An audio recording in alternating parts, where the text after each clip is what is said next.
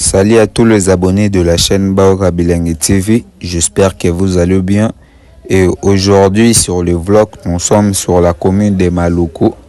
Comme vous voyez ici, c'est l'arrêt de zone 6, le premier arrêt de Maluku. Et nous sommes dans la commune de Maluku, comme vous voyez. Toza na kati ya commune ya Maluku, bana Maluku. Lelo tobeti to mukie tobeta lisolo ya Maluku nano. Et comme toujours, je vous demande de liker, commenter, partager. C'est très important. C'est la meilleure façon de nous donner la force, quoi. Et voilà. Aujourd'hui, nous sommes dans la commune de Maluku. Ndenge bozomona. Nzela o bozomona qui na vers gauche na biso. Oneza nzela qui na vers libongo. Biso lelo toza na kati ya quartier zone 6 ndenge bozomona. Et nous continuons toujours la route. Nous continuons d'avancer sur cette commune de Maluku. Toye aponango laksabino ba mange comme il faut. Nenga bosengaka. Nzela bozomone kina vers gauche na biso kina vers libongo. Place batwa kina ko kati samasoa. Voilà. Je crois que nous on va virer vers droite pour vous montrer deux quartiers qui sont tout près de cet arrêt, le premier arrêt de Maluku. Et comme vous voyez, nous virons vers la route qui est à notre droite. Et nous continuons toujours la route. Nous continuons toujours la route. Et nous sommes là pour vous donner des informations fiables. Et nous continuons toujours la route d'avancer toujours dans la commune de Maluku. Précisément dans la zone 6. Awa mingi basale la raba zone. Quartier na bango ezala penza te balobela mingi ba zone. Et comme vous voyez, nous sommes sur la zone 6. Et nous continuons toujours d'avancer. Toujours poussant, toujours comme d'habitude. Bana Maluku, j'espère que vous allez bien. Et nous sommes dans votre commune. J'espère que vous voyez comment ça se passe au niveau de votre commune. En direct de la commune de Maluku. Et nous continuons la route pour vous montrer des images comme il faut. Et comme on dit toujours, image eza audioté, image eza audioté, comme vous voyez. Nous sommes là pour vous donner des informations fiables. Toujours l'axabino makambo eza solo et non il y a lokuta. Nous continuons toujours la route sur cette route des zones 6. Toujours continuer qu'on pousse à toujours comme vous voyez. Nous sommes dans la commune de Maluku. Binomo bozomo na ndenge toujours avancé. Dans la commune de Maluku, mingi ba avenue na bango ezana ba kombo te. Bango ba utilisera toujours ba zone ndenge bozomona na makadam otoza eza makadam ya zone 6. Makadam ya zone 6, nous continuons la route, nous continuons d'avancer sur le macadam de zone 6 et puis on va virer ensuite dans une avenue ici pour vous montrer à l'intérieur de la commune de Maluku comme ça se passe. Binomoro pour juger à la fin de cette émission pour nous dire à quoi ressemble la commune de Maluku. Et vous allez coter sur 10 si la commune de Maluku va réussir combien. Et nous continuons toujours la route comme d'habitude. Nous avançons toujours. J'espère que vous voyez la commune de Maluku. Binomoro Bozomo n'a pas beaucoup de commentaires parce que l'humange parle. L'humange yemoro azolo binomoro Bozomo na bilili. Ndengene commune ya Maluku ezaleli. Nous continuons toujours la route tozana on est bandeli nanuku tutokoti na bakati te et vous allez découvrir à la fin ndengene Maluku ezaleli pour tozotambola. Et puis na route o tozali port mont ezarape liboso ndetika libongo ba masu etele maratrema liboso ana et ba place ba tubaliara ba maboke eza juste liboso na biso na makadam zone 6 tozo kende. Nous continuons la route mais je crois pas que toroko makuna et biso toza kaka pembeni zinga ya ba zone 6 pour na relaxer bino comment ça se passe ici dans la commune de Maluku. Et à la prochaine fois ndé to koleka lisusu na ba commune etikali ou na ba quartier ya Maluku etikali. Et nous continuons toujours d'avancer sur cette commune de Maluku. Et j'en profite de saluer Esther Donja. Esther Donja, je vous salue. Arma Kabea, na pesio bambo tebele et j'espère que tu me suis dans cette émission. Partagez, commentez, likez, c'est très important. nous continuons toujours d'avancer sur cette macadam des zones 6. Et vous dit, moi, ça Banda, Yazala Nambanda te, et vous dit, je vous salue et j'espère que tu me suis dans cette vlog. Nous continuons toujours d'avancer. On est en direct de la commune de Maluku. Et j'espère que vous voyez des images parce que l'image lui-même parle au lieu de beaucoup faire des commentaires. Image yemoko azoloba binomoro pe bozomo na ndenge nini toujours avancer toujours dans la commune de Maluku, précisément dans le quartier Monaco, dans la zone 6. Zone 6 déjà parmi ba eza le roi ba venir na bango quoi. Bango baza ba zone secteur monene yamana zone 6, mais tout ça c'est dans les quartiers Monaco. Et voilà tout ce qui zone 6 et toujours virer en vers zone 5 tokota et tout la zone 4 zone 3 binomoro boromona hana ba image. Nous continuons toujours la route toujours pour ça na toujours ndenge karabozomona dans la commune de Maluku. Et les gens que vous voyez là-bas, ce sont des gens bazoto kabamai na forage. Minge balingose la forage parce que bango awa soki courant kei ma ekomara moi pasi. Et basale la mingi ba forage et nous continuons la route comme vous voyez. Nous sommes vers la route de zone 5 et toujours pousse on a toujours comme d'habitude. Et la route tozali liboso kuna eza na ba école bino moko boyebi kaka bomona na ba image tellement toujours poussana et bomona ba école catholique ba université où eza liboso, c'est toujours dans la commune de Maluku. Et comme vous voyez ici nous sommes sur la zone 5. Dans la zone 5 comme vous voyez, on est dans la zone 5 et nous continuons d'avancer toujours. Nebi saki bino commune na Maluku bango baza mingi na ba zone au lieu des avenues bango baza na ba zone. Ndenge bozomona koto et tout ils ont la carte, il y a zone 5. Et nous continuons toujours d'avancer sur les zones 5 jusqu'à ce qu'on va arriver dans la fin de notre vlog. Et toujours toujours na commune na Maluku. Binomoro bozomo na ndenge nini commune na Maluku ezaleli et c'est pas encore fini, et toujours continuer toujours quoi avancer pour vous montrer des images ndenge zalara kaka comme il faut. Toujours poussana toujours, nous sommes dans la zone 5. Toujours dans la commune de Maluku et nous continuons toujours d'avancer. Toujours continuons toujours que poussana comme d'habitude. Binomoro bozomo na ndenge nini commune na Maluku ezaleli bokoye bisabiso à quoi ressemble la commune de Maluku et binomoro bozomo na ndenge nini ba avenue na bango ezali mais ba avenue na bango eza ba kombote avenue nyonso yozomona eza na secteur nango et ba secteur ya awa eza ba zone ndenge bozomona ekoki kozala zone moko ezui lokola partie moko ya munene une carte zone wana bazaka na ba différence ya ba numéro et comme vous voyez dans la zone 5 ba avenue presque nyonso tozoleka eza na kati zone 5 et na kati zone 5 bongo bazara na ba différence ya ba numéro mais secteur na bongo mobimba benga kango zone 5.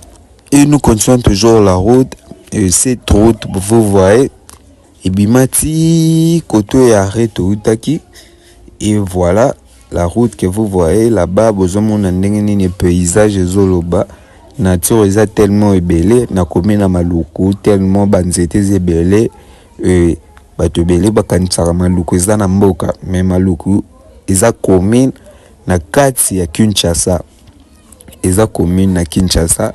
Nous continuons toujours d'avancer toujours poussana et différence ezala kaka na Kinshasa wana eza ke bango baza na balie na bango eza mwa ya kozonga sima par rapport ya bato mosusu ke non. Par exemple Kasavubu eza na centre ville, Kalamu eza en centre ville, mais comme Maluku eza na banlieue eza pena ya kozonga sima donc eza pena na se makasi et puis eza mwa musika na centre ville. Nous continuons toujours la route sur route vers Maluku et qui ozobima vers centre ville au sala 1h30 na nzela pour omona ke nzela yango eza mwa mulai mais c'est toujours parmi des communes de Kinshasa et Maluku eza na kati. Maluku eza parmi ba communes de Kinshasa comme vous voyez mais eza moi on peut reculer par rapport à ba commune mosusu au Tambulaka bino moko bomona déjà. Et nous continuons toujours d'avancer, toujours continuer toujours ko poussana. Et nous continuons toujours d'avancer, toujours poussana toujours comme d'habitude. Bino moko bozomona ndenge nini na bilili, ndenge nini commune Maluku ezaleli, et toujours continuer toujours ko poussana dans la commune de Maluku. Bouche Bouchir, mon vieux, je vous salue et j'espère que tu me suis dans cette vlog. Et on est dans la commune de Maluku. Bana Maluku, bozomona commune Nabino, on est devant le paroisse et tout près ya paroisse moko ya Maluku. Awa na rotangela bino kombo soki tokomi liboso nango. Et ndenge kaka bozomona tozopusana toujours dans la commune de Maluku. Et ndenge bozomona tozo continue kopusana tozana moko ya ba paroisse ya Maluku. Moko ya ba paroisse ya Maluku dans la commune de Maluku, précisément na zone 5. Voilà, na zone 5 et toujours continuer toujours kopusana dans la zone 5, toujours dans la commune de Maluku. Et comme vous voyez, à notre gauche, eza na ITC Maluku. ITC Maluku, c'est tout près de la zone 5. Bato bele pe batanga ni école oyo na Maluku baebi yango ITC Maluku. Les écoles à l'état moko ya munene oyebani na commune ya Maluku. Et cette route que vous voyez, eza route ya zone 4. Donc voilà la route de zone 4. Et nous continuons toujours la route dans cette direction. Biso tozara na direction na biso ya zone 5. La route que vous voyez, eza na zone 4. Et bango awa ba direction na bango nde ezo définir ba zone na bango. Ba direction na bango nde eza ba zone 1, zone 2, zone 3. J'espère que vous comprenez bien.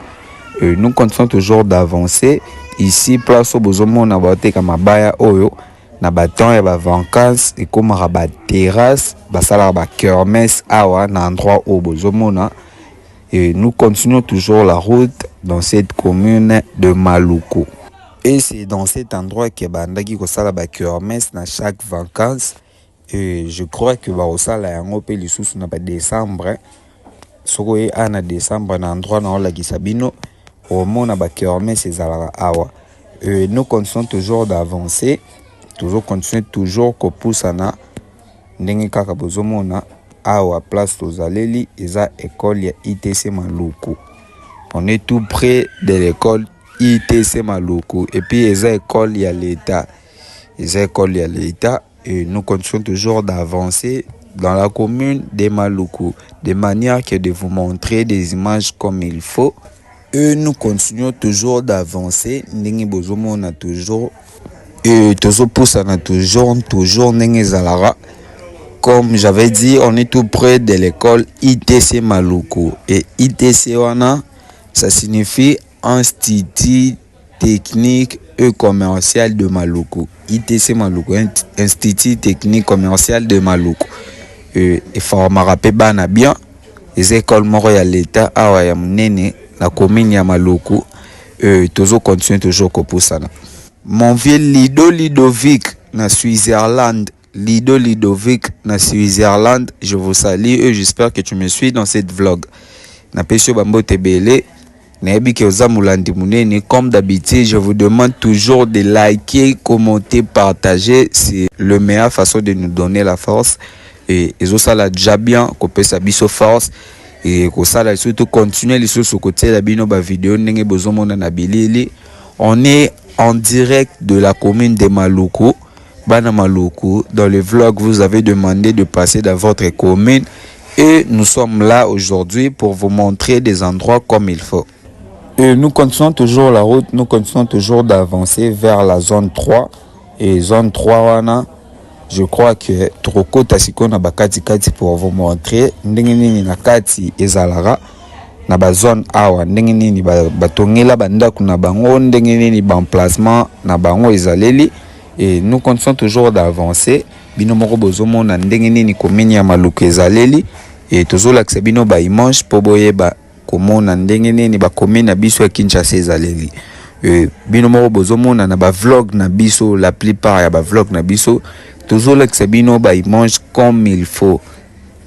Pour na image moi toko selo likambo ezate image eza audio te image nazomona directement ezopesanga ba itinéraire à la prochaine fois soki tozongi awa tobe mutu moko alinga ya na komina Maluku akotala kaka ba itinéraire ndenge nini totambolelaki et azozwa mbala moko ba référence. Et comme vous voyez, nous sommes arrivés dans la zone 3 et au bozomo neza tunnel il y a zone 3. Donc tunnel au yangwana gobimisa biso vers la zone 3. Toujours continuer toujours la route comme vous voyez et dans la commune de Maluku dans les quartiers Monaco nde tozaleli référence na biso tozana zone 3 na tunnel il y a zone 3 et nous continuons toujours d'avancer comme d'habitude et vous allez juger selon votre choix, selon votre observation, selon votre analyse et comment vous avez trouvé la commune de Maluku et à quoi ressemble la commune de Maluku. Si vous voyez ça, nous sommes dans la commune de Maluku, précisément dans la zone 3. Dans la zone 3, vous voyez comment ça se passe ici dans la commune de Maluku. Awa mingi ezalaka nde ba numéro des autres différenciés bango. Et dans la zone 3, nous continuons toujours d'avancer. Et le réseau lekelanga eza ba avenue Otozoleka. Na oeza liboso, c'est toujours dans la zone 3. Et la différence ezara na ba numéro, c'est tout. Eza le roi bisoté na cité kuna ndenge ezalaka que non. Soko kota avenue ou avenue mosusu soko viré ou elandi avenue mosusu mais awa eza secteur mobimba de zone 3. Par exemple, avenue Otouti, na Otobime, eza toujours zone 3. Mais la différence, c'est que les numéros, numéro boé. Et comme vous voyez ici, on est toujours dans la zone 3. Et les quartiers, c'est Monaco. Et la commune, c'est Maluku, Bobo Sanate. Et Binomoro Bozomona. Dans la zone 3, comment ça se passe? Et nous continuons toujours d'avancer. Toujours continuer toujours à avancer ninga kanolobi awa ba différence ezara ya ba numéro mais ba place tout bozomona ba secteur tout ezana kati ya zone 3. Voilà ba différence na bango zara na ba numéro et nous continuons toujours d'avancer biso toza vers tunnel ya zone 3 toza vers tunnel à zone 3 et place au bomoni tobimisi yango lisusu eza toujours kaka na kati ya zone 3 et toza toujours na zone 3 toujours tambola na kati ya zone 3 et bino moko bozomona bozela na ko lakisa bino différence ndenge nini ba différence ba avenue na bango awa ndenge nini ba différence ba numéro po eloko zo sa différence eza ba numéro mais bango tout bazara na kombo moko zone 3. Et voilà, on a une commune numéro 1 eza zone 3. Likolo kuna peza quartier mususu. Likolo kuna place bozomona mwa zamba wana eza quartier mususu. Et comme vous voyez ici, numéro ndele est différencié. Et biso tozo continue toujours route na biso vers na tunnel oyo ndenge kaka bozomona tozo continue toujours ko avancer comme d'habitude. Sandra Fashion, vraie chérie na Paris. Sandra Fashion, vraie chérie, je vous salue et j'espère que tu me suis dans cette vlog. Likez, commentez, partagez, c'est très important. Et nous continuons toujours d'avancer. Comme vous voyez, ici, on est arrivé là où la zone 3 se termine. Zone 3 est sous Kelinde Awa, place Bozomona. Et Nangambo wana Bozomona, eza zone 3 PKK, mais est sous Kelinde na bande. Ngambo wana est commis zone 7.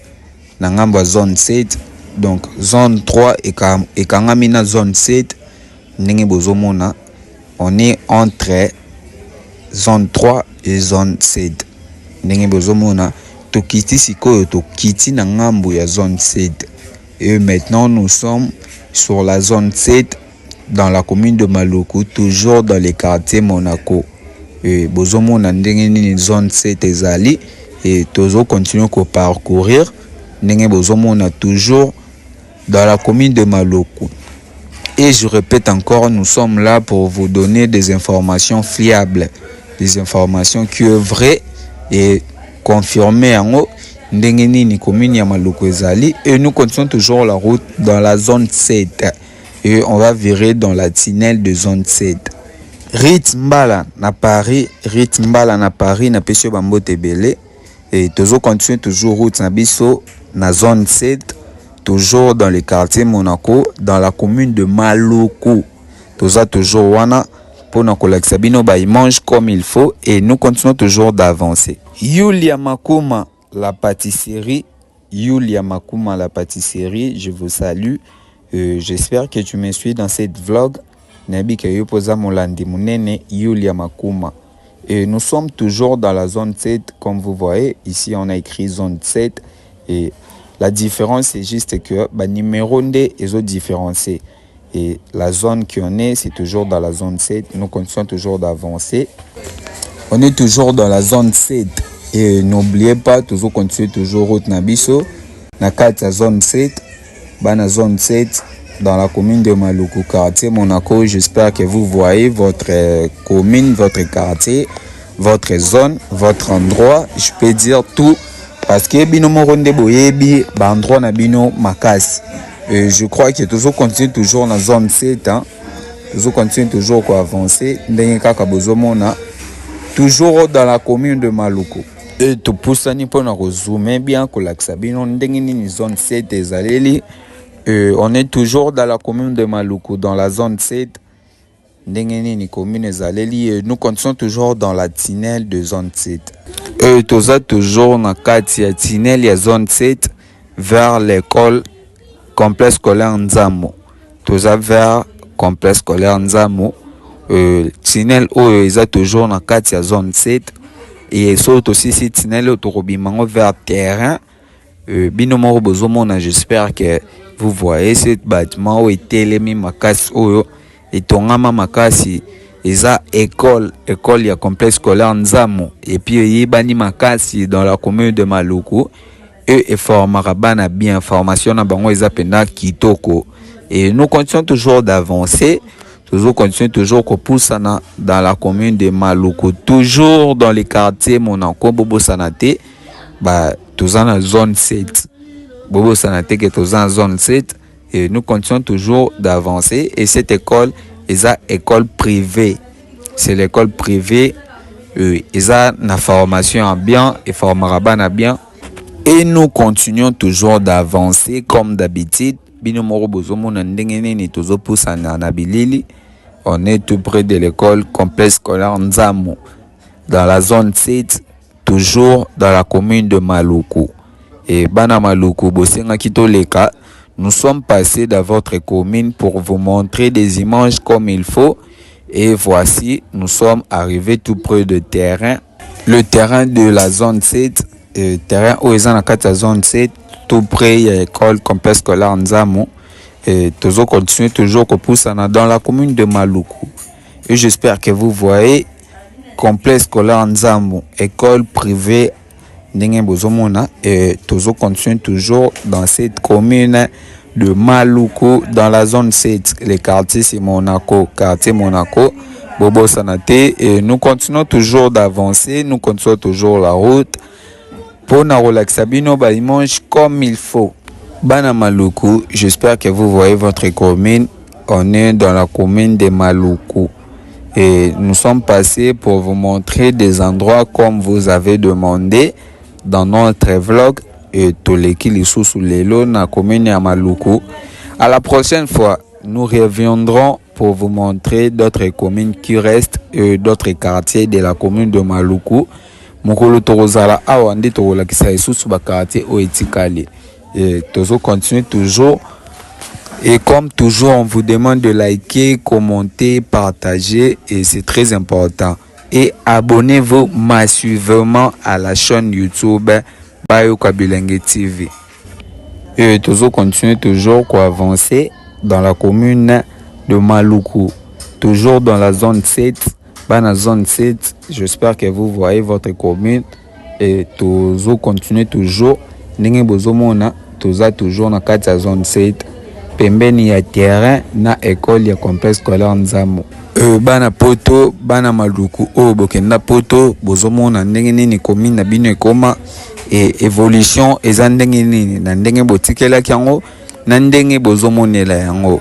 Irène Matoudi dina Londres, je vous salue. Irène Matoudi dina Londres, na pesio bambote bele. Mireille Soukama, je vous salue et j'espère que tu me suis dans cette vlog. Na pesio bambote bele.